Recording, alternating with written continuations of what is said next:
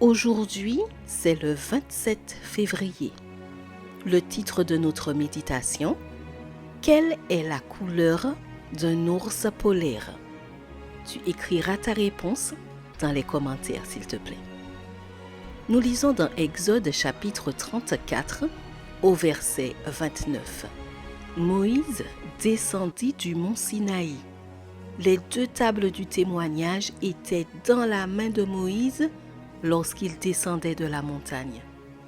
Moïse ne savait pas que la peau de son visage rayonnait à la suite de son entretien avec l'Éternel.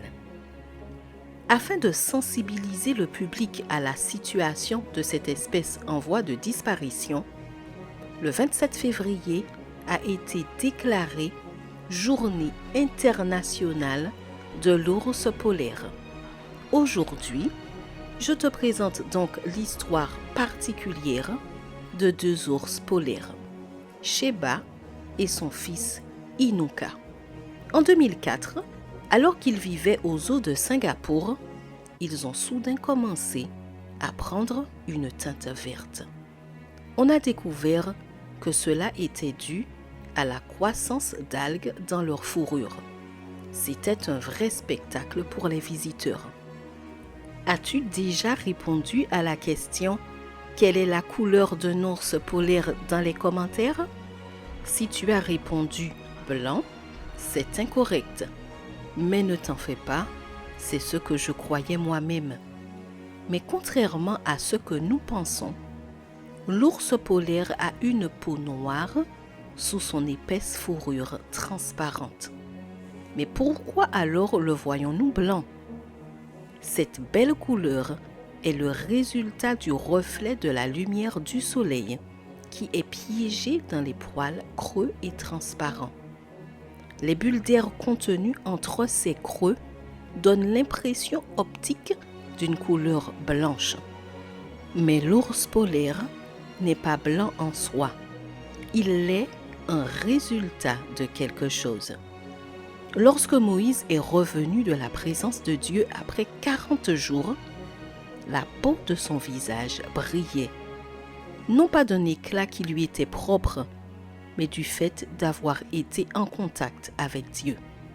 Il est clair que celui qui passe du temps avec Jésus reflétera sur le monde la couleur la plus pure des splendides rayons du soleil de justice. Notre vie en soi est aussi noire que la peau de l'ours polaire et aussi insignifiante que sa fourrure incolore. Cependant, la couleur que nous reflétons est le résultat des choses que nous laissons entrer dans notre vie. Un exemple est celui de Sheba et Inuka, qui ont reflété la couleur des algues vertes attachées à leur fourrure. Maintenant que tu connais la couleur de l'ours polaire, pose-toi la question, quelle est ma couleur? Arrête-toi quelques instants et médite sur les choses auxquelles tu as consacré le plus de temps ces derniers jours.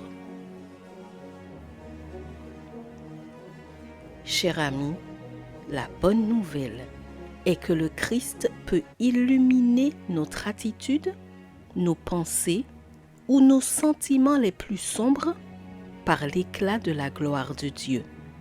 Il suffit de décider de s'exposer à ces précieux rayons de justice. Post-scriptum, heureuse de son éclat en moi. Je te souhaite une bonne journée sous le regard béni du Seigneur.